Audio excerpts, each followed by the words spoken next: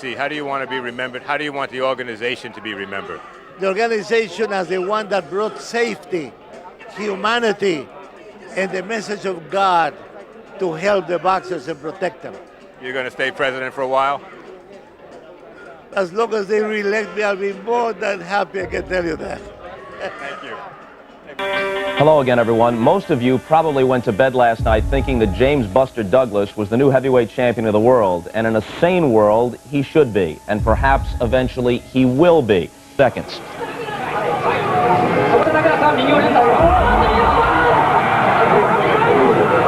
Started counting one when the timekeeper had three. Under those circumstances, I am presently withholding the recognition to whatever decision was issued today and calling a meeting in Mexico City for the week of the 20th of February with the 8 continental federations to make a final decision. In the fractious, often corrupt alphabet soup world of professional boxing, the WBC and the WBA say the fight and its outcome are now in limbo. There's the possibility that after they meet in a week or so, they'll decide that it was a no contest, and then Mike Tyson would retain, technically, at least in their view, his heavyweight championship. Thousands believe Pernell Sweet Pea Whitaker beat Julio Cesar Chavez last Friday, and Whitaker's promoter Dan Duvos, believing a judge scored the fight incorrectly, has asked the Texas Department of Licensing and Regulation to declare Whitaker the winner. The judge in question, Mickey Vann, told two British reporters he deducted a point from Whitaker for a low blow in the 6th round. Only the referee, in this case Joe Cortez, can take away a point, and he did not. A point added to Whitaker's total on Vann's card would get Whitaker a majority decision. Vann today told the Associated Press he never deducted points and never said he did, which now could kill the protest. The majority draw finish of the fight also prompted promoter Bob Arum to accuse Don King of a criminal conspiracy, quote unquote, with WBC President Jose Sulaiman, with Arum saying that he would ask the Nevada Athletic Commission to ban the group from operating. And we gonna get it on, I owe you one. Okay. You're not the man I thought you were. You lied on me, I thought we was cool. Yo, bring it on, man. Yeah, I'm gonna bring it. You ain't said nothing but a word. Brother Ryder was afraid of you. I'm gonna knock you out. You was a chump. You gonna knock nothing out, boss. I'm gonna knock you out. You gonna knock nothing out. You know I'm gonna knock nothing out. Particular night in question, I will show that I have what it takes. This man is nothing but, he's the real hype. I come up the hard way. I didn't have Frank myself, boy. You had your time. Let's have some parliamentary procedure here, all right? Oh, God. It's an unregulated sport to the degree that it's unregulated. It's a travesty. That's not too powerful a word, quite frankly, what they do to the sport. And sometimes the sport becomes less relevant than it should, and that's why. And listen, you asked a question before. You ready for the answer? Why, when they sitting around the room, the people that run these alphabet organizations, these corrupt organizations, and don't a damn person tell me that's too strong a word, because they are. You know, it's just a matter of what are they this second, opposed to 5 seconds ago.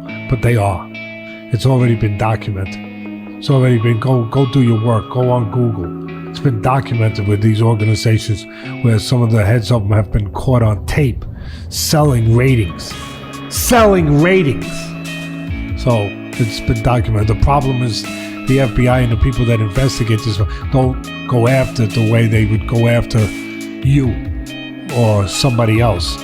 And they get, nobody cares enough. That's the problem. You figure out why. I'm not gonna figure that out. You figure out why. But nobody cares enough.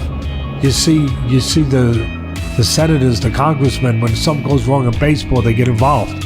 Why don't they get involved in this sport? These athletes count as much, should be protected as much. This sport been around longer than those sports. Why don't they?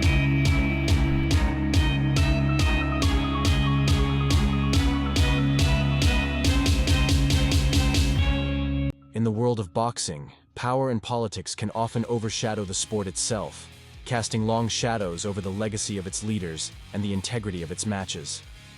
In this video, we will tell the story of a man who often found himself in the dark recesses of these shadows, Jose Sulaiman, the man at the helm of the World Boxing Council. Was he a guardian of the sport, or did he orchestrate one of the most controversial reigns in boxing history? Join us as we unravel the tale of ambition, power, and the fine line between leadership and corruption in the sport of boxing. Jose Sulaiman's life began on May 30th, 1931, in Ciudad Victoria, Tamaulipas, Mexico. Born to Syrian and Lebanese immigrant parents, his father had originally intended to travel to Boston, but settled in Mexico when he couldn't afford to travel further. Young Sulaiman's boxing journey started early, participating in preliminary bouts before major fights, earning a few coins per fight. By 16, Sulaiman was already making strides in boxing administration in his home state. His rise within the World Boxing Council was meteoric, culminating in his election as president in 1975. Sulaiman was a pioneer, introducing safety measures like the four-roped ring, thumbless gloves, pre-bout weigh-ins, and reducing championship bouts from 15 to 12 rounds. His tenure at the WBC was marked by significant reforms, including early drug testing protocols. Known as a charismatic leader, Sulaiman was appointed president for life in 2013. He was a figure of respect, fear, and controversy, involved in many high-profile fights, and known for his relationships with global leaders. Sulaiman's leadership extended beyond the ring, with initiatives to support retired boxers. His stand against apartheid led to a special UN award and admiration from Nelson Mandela, underlining his influence both inside and outside the boxing world. Jose Sulaiman was a figure of paradoxes in the boxing world. He wielded his power with a mix of ruthlessness and benevolence, shaping the sport in significant ways. Known for establishing a retirement fund for aging boxers, Sulaiman was a champion for safety in a perilously risky sport. Yet his tenure was not without controversy. Passing away on January 16th at the age of 82, he left behind a legacy of strong influence and debate. Under his leadership, the WBC became the most recognized championship authority. Yet it was often criticized for its arbitrary rule enforcement. This approach led to the proliferation of rival organizations like the WBA, IBF, and WBO. The WBC's reputation for flexibility with its rules and rankings often drew ire, with many in the sport viewing its decisions as lacking legal or logical foundation. Sulaiman's legacy, therefore, is one of complexity, marked by both significant contributions and contentious governance. His presidency at the WBC was marked by significant reforms alongside controversies. A key reform was reducing championship fights from 15 to 12 rounds for safety, a change implemented after the tragic death of Duke Koo Kim in 1983. This decision was later adopted by other organizations like the WBA and IBF. Sulaiman also championed the use of thumbless gloves to prevent eye injuries and collaborated with UCLA Medical Center on safety research. Another notable change was moving weigh-ins to the day before fights, allowing fighters time to rehydrate, enhancing their safety. Despite these advancements, Sulaiman's tenure had its criticisms. He was known for inconsistent application of WBC's own ratings and an increase in interim titles, which added to the confusion over true champions and raised questions about the motives behind these decisions. In a nobly admirable move, Sulaiman initiated a pioneering retirement program for retired boxers, a boxing fund offering grants to aid them in their later years or if they happened to fall on hard times. This program underscored his commitment to the welfare of boxers, a commitment that had a lasting impact on many athletes' lives. The World Boxing Council was founded on February 14, 1963, in Mexico City, initiated by an invitation from Mexico's President Adolfo López Mateos. The WBC's original mission was to unify the world's boxing commissions and oversee the sport's expansion. However, over the years, this vision has been met with numerous challenges. Under the leadership of Jose Sulaiman, the WBC has been accused of making decisions heavily favoring certain figures, notably promoter Don King. Sulaiman, often seen as the architect behind some of the sport's most contentious rulings, has faced significant criticism for these actions. Let's take a closer look into some notable examples from Sulaiman's tenure that have sparked controversy in the boxing world. In 1978, a major controversy arose under Sulaiman's leadership at the WBC. The organization stripped Leon Spinks of his heavyweight title after he chose to fight Muhammad Ali instead of Don King's fighter, Ken Norton. Ken Norton was then declared the champion by the WBC. This decision was controversial, especially since Spinks had earlier agreed to fight Norton. This led to a fractured heavyweight championship as Spinks continued to be recognized by the WBA. It led to confusion and disputes about who the true champion was. Bob Arum of Top Rank Inc., closely tied with Spinks, vehemently opposed the WBC's decision. He criticized the WBC and Sulaiman, declaring Norton a paper champion and threatened to sue the WBC. This incident highlighted the complex and often contentious relationship between boxing's governing bodies, promoters, and fighters. In 1983, WBC super featherweight champion Bobby Chacon was involved in a major controversy. Chacon had agreed to fight his mandatory challenger Cornelius Boza Edwards, but this clashed with promoter Don King's plans to have Chacon fight Hector Camacho. Despite WBC rules favoring mandatory challengers, the organization, siding with King, withdrew its sanction from the Chacon-Edwards fight and stripped Chacon for not fighting Camacho, a decision that appeared to prioritize King's interests over the sport's integrity. Chacon chose to fight Edwards anyway, in a bout marked by fierce competition and trading knockdowns, culminating in Chacon's victory. This fight was later recognized as Ring Magazine's 1983 Fight of the Year. Despite the WBC's decision to not consider it a championship contest and their subsequent stripping of Chacon's title, this situation underscored Sulaiman's pattern of aligning with King, raising questions about fairness and impartiality in the WBC's decision-making processes. In 1990, when Mike Tyson was defeated by underdog Buster Douglas, promoter Don King managed to persuade the WBC, and, to a degree, the WBA, to initially dispute the outcome. King argued that Tyson had won when he knocked Douglas down earlier in the fight, claiming the referee gave Douglas a long count, allowing him to recover and eventually win. This led to a significant controversy, with the WBC initially withholding recognition of Douglas as the heavyweight champion, a decision heavily influenced by King's protest. However, faced with widespread negative media coverage and public backlash, as well as dissent within the WBC itself, the organization eventually relented. Jose Sulaiman, at the center of this turmoil, even threatened to resign during a meeting of the WBC's executive committee in Mexico City. The intense scrutiny and criticism from the media, the public, and WBC members pressured the organization to acknowledge Douglas's victory, a move largely seen as a response to the public outcry rather than a voluntary acknowledgement of Douglas's triumph. In 1992, Evander Holyfield faced a formidable challenge, not just in the ring, but from the governing bodies of boxing. The WBC threatened to strip Holyfield of his title, not for a failure to defend, but because he chose to fight Riddick Bowe instead of Razor Ruddock, a boxer promoted by Don King.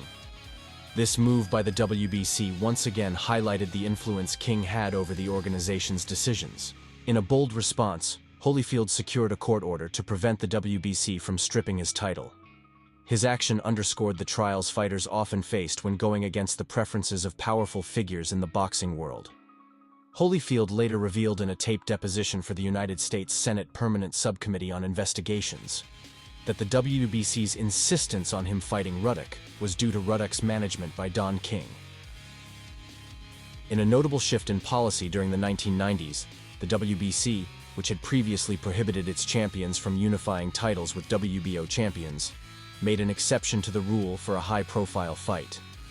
In 1993, a super middleweight unification bout between WBC champion Nigel Benn and WBO champion Chris Eubank, promoted by Don King, was sanctioned by the WBC. This bout marked a departure from the WBC's earlier stance on title unification. The fight itself, filled with anticipation and drama, ironically ended in a draw. As a result, Benn and Eubank each retained their respective WBC and WBO titles. This match, while exciting in its own right, also highlighted the influence of promoters like King in shaping the decisions of major boxing organizations, especially Sulaiman's World Boxing Council. In 1995, the boxing world was stirred by the WBC's decision to immediately place Mike Tyson as the #1 contender upon his release from prison. Tyson, who had not fought since 1991 and was now promoted by Don King, found himself at the center of controversy for being given this privileged position without having fought in nearly 4 years. This decision drew criticism from other heavyweight champions, including Britain's Lennox Lewis. Lewis, along with Evander Holyfield and Michael Moorer, expressed their displeasure at Tyson's seemingly preferential treatment. It was a move that raised eyebrows, especially since Tyson was returning from a 3-year prison term for a rape conviction. Under scrutiny, WBC President Jose Sulaiman acknowledged that even after winning a final eliminator bout, Lewis was only considered at par with Tyson for the title contention. The WBC had previously declared, somewhat contentiously, that they disagreed with Tyson's conviction and would reinstate him as the top contender upon his release. This decision came as Lewis had just secured a victory in a WBC eliminator against Lionel Butler, expecting to become the top contender, only to find the spot controversially occupied by Tyson. In 1993, a WBC welterweight title fight in San Antonio, Texas, between Julio Cesar Chavez, managed by Don King, and Pernell Whitaker, ended in a highly controversial majority draw. Despite ringside observers and boxing analysts largely agreeing that Whitaker had won at least 8 or 9 of the 12 rounds, and CompuBox statistics showing Whitaker outlanding Chavez by a significant margin, 2 of the 3 judges scored the fight even. Unusually, these judges were appointed by the WBC rather than the Texas Boxing Commission, with reports suggesting Don King's influence in this decision. The American Whitaker's unorthodox movement consistently frustrated Chavez throughout the bout. While Chavez had moments of success, Whitaker largely controlled the fight, a fact reflected by the subdued audience reaction. The fight's conclusion saw Whitaker, apparently ahead on the scorecards, adopt a more defensive approach after an accidental thumb to the eye. As the final bell rang, the announcement of a majority draw was met with boos, and even Showtime's presenters questioned the judge's competence as Chavez narrowly maintained his 88-fight unbeaten streak. Controversy was further fueled when, during the 6th round, Whitaker landed a low blow on Chavez. While referee Joe Cortez allowed Chavez time to recover, he did not penalize Whitaker. However, British judge Mickey Vann admitted to independently deducting a point from Whitaker, a decision protested by Whitaker's promoter, Dan Duva. Despite the controversial outcome, Whitaker would go on to claim the WBA light middleweight title the next year, but he would lose a close decision to Oscar De La Hoya in 1997 for the WBC welterweight championship. The Chavez-Whitaker bout remains one of boxing's most contentious decisions, a glaring example of questionable judging overshadowing a fighter's performance in the ring. In 2000, a decision by the WBC raised more eyebrows in the boxing community when Julio Cesar Chavez, promoted by Don King, was named the mandatory challenger for Kostiachev's WBC super lightweight title. This decision was controversial as Chavez seemingly did not meet the criteria typically required for a mandatory challenger. He had not competed in the super lightweight division for 2 years and had recently suffered a loss to journeyman Willie Wise. Moreover, Chavez had not secured a victory against a top contender since his first defeat to Oscar De La Hoya in 1996, which had been billed as the biggest fight in Latino boxing history. This move by the WBC to position Chavez as the mandatory challenger for Tszew's title, despite these factors, once again highlighted the influence of promotional interests, specifically those of Don King, in the sport's governing decisions. In 2005, the WBC made a controversial decision to strip Javier Castillejo of his super welterweight title. This action was taken after Castillejo chose to fight Fernando Vargas instead of the WBC's preferred challenger Ricardo Mayorga, who was promoted by, that's right, Don King. This move was particularly contentious as Mayorga had never fought at super welterweight and had lost 2 of his last 3 fights. Jose Sulaiman stated that a bout with Mayorga was a prerequisite for Castillejo to retain his title. However, Castillejo had already signed a contract to fight 2-time world junior middleweight champion Fernando Vargas in August of that year. The WBC Board of Governors voted against sanctioning the Vargas-Castillejo fight as a title bout, upholding their decision to strip Castillejo of the title for not complying with their directive to fight Mayorga. In a somewhat amusing twist of irony, it was the WBC's own questionable conduct, entangled in a dispute involving Roy Jones Jr. and Michael Nunn, that nearly drove the organization to bankruptcy. Their actions in this scenario not only sparked skepticism, but also put their financial stability at severe risk. In early 1998, Roy Jones Jr. vacated his WBC light heavyweight title. The WBC then set up a fight between Graciano Rocchigiani and former champion Michael Nunn, with Rocchigiani emerging victorious and initially being recognized as the new champion. However, when Jones wanted his title back, the WBC controversially reinstated him, declaring the listing of Rocchigiani as champion a typographical error. This led Rocchigiani to sue the WBC, alleging that their actions not only breached their rules, but also harmed his career. In a landmark decision in 2003, a U.S. federal court awarded Rocchigiani $30 million in damages and recognized him as a former WBC champion. Faced with this hefty judgment, the WBC filed for Chapter 11 bankruptcy in Puerto Rico. By June 2004, they were on the brink of liquidation under Chapter 7 bankruptcy. It was only after pleas from the boxing community that Rocchigiani agreed to a settlement in mid-July 2004, allowing the WBC to continue operating. Throughout his tenure as the president of the WBC, it's evident that Jose Sulaiman's leadership was marked by a series of controversies that intertwined the interests of the organization with those of promoter Don King. From the preferential treatment of fighters promoted by King to controversial rulings and championship decisions, the WBC under Sulaiman often found itself at the center of debates and disputes in the boxing world. These incidents, ranging from the stripping of titles to questionable rankings and mandatory challenger appointments, painted a picture of an organization deeply influenced by promotional powers. The cases involving fighters like Mike Tyson, Julio Cesar Chavez, and Evander Holyfield, among others, raised questions about the integrity and impartiality of the WBC's decision-making process. As we look at these controversies, they highlight the twisted and often problematic relationship between boxing's governing bodies, promoters, and athletes. The legacy of Jose Sulaiman's presidency is a multifaceted one, where significant contributions to the sport are juxtaposed with decisions that have been criticized for favoring certain interests over the fair and unbiased governance of the sport. In the end, these controversies serve as a reminder of the challenges faced in maintaining the integrity and spirit of competitive boxing, and the need for continual scrutiny and reform in its governance. Reflecting on the legacy of Jose Sulaiman, a figure who undoubtedly left a lasting imprint on the world of boxing, we find ourselves amidst an array of triumphs, controversies, and debatable decisions. Now I turn to you, the viewers. Let's hear your thoughts on this influential yet contentious figure. What are your thoughts on Jose Sulaiman's impact on boxing? Do you believe his contributions outweighed the controversies that marked his tenure? Was he a force for good in the sport? Or did his actions and associations with figures like Don King suggest a deeper layer of corruption? How do you perceive Sulaiman as a person and a leader within the boxing community? It's important to remember that Sulaiman has since passed away, and while we explore these questions, we aim not to speak ill of the deceased, but to understand the multifaceted nature of his influence on boxing. Your insights and opinions are invaluable in painting a more complete picture of Jose Sulaiman's legacy. So please share your thoughts in the comments below, and let's continue this conversation about the history and future of boxing governance. If you enjoyed this video and wish for more of this content, please hit that like button, share your thoughts in the comments, and don't forget to subscribe to Dark Sleuth Secrets for more deep dives into the hidden corners of sports history. Thank you for watching.